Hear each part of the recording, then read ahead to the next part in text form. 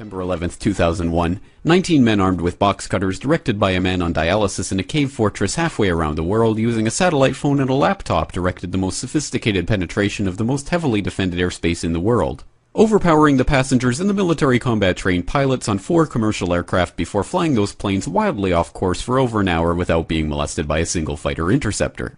These 19 hijackers, devout religious fundamentalists who like to drink alcohol, snort cocaine, and live with pink-haired strippers, managed to knock down 3 buildings with 2 planes in New York. While in Washington, a pilot who couldn't handle a single-engine Cessna was able to fly a 757 in an 8,000-foot descending 270-degree corkscrew turn to come exactly level with the ground, hitting the Pentagon and the Budget Analyst Office where DoD staffers were working on the mystery of the $2.3 trillion that Defense Secretary Donald Rumsfeld had announced missing from the Pentagon's coffers in a press conference the day before, on September 10th, 2001. Luckily, the news anchors knew who did it within minutes. Osama bin Laden. The pundits knew within hours. Osama bin Laden. The administration. No, that one. Didn't have any markings on it that I saw. No, I didn't see any. The second one, it didn't have, like no camouflage or anything, No emblems, no logos. The second plane was an unmarked silver fuselage. I'd say it was like a 2-engine plane or something. But it didn't look like an airliner to me because it was black. This one did it on purpose. Okay. Like a black plane. Yeah, we see it going around. He went. Yeah, we just saw it. A black plane. Yeah, we see it going around. He went. Another plane. The plane wasn't no airline or anything. It was a twin-engine, big gray plane. When you saw the second one happen, what did it look like? And it was a smaller, much smaller plane, but someone said it looked like a military plane, but I'm not sure. I don't know much about airplanes. Mark, were you close enough to be able to see any markings on the airplane? It definitely did not look like a commercial plane. I didn't see any windows on the sides. No, it was a black plane. It looked like a fighter jet. It looked like a fighter jet. Hello. So was it a controlled demolition or a structural failure? Today I'll analyze with very simple physics the hypothesis of the structural failure, the BFG theory, that the only factors responsible are Bin Laden, fire and gravity. This is the North Tower here. You had 15 floors here and 95 floors below the impact zone and 15 floors above the impact zone.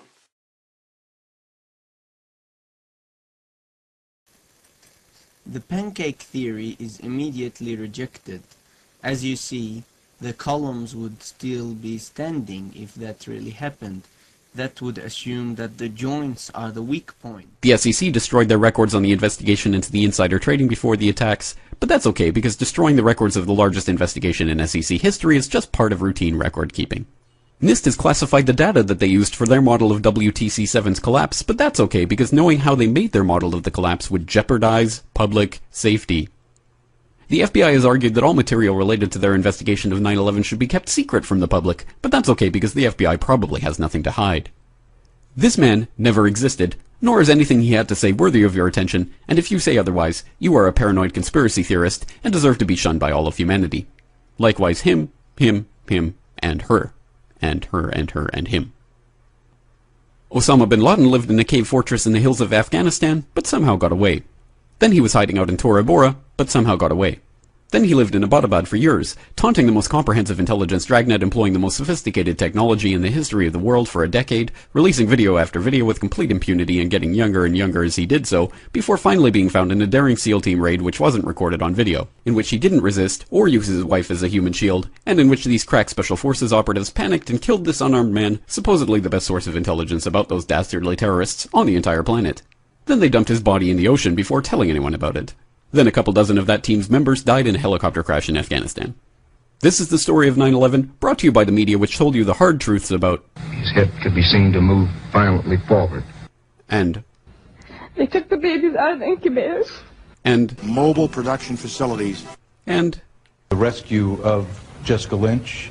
If you have any questions about this story, you are a batshit paranoid tinfoil dog-abusing baby hater and will be reviled by everyone. If you love your country and or freedom, happiness, rainbows, rock and roll, puppy dogs, apple pie, and your grandma, you will never ever express doubts about any part of this story to anyone. Ever. This has been a public service announcement by the Friends of the FBI, CIA, NSA, DIA, SEC, MSM, White House, NIST, and the 9/11 Commission. Because ignorance is strength.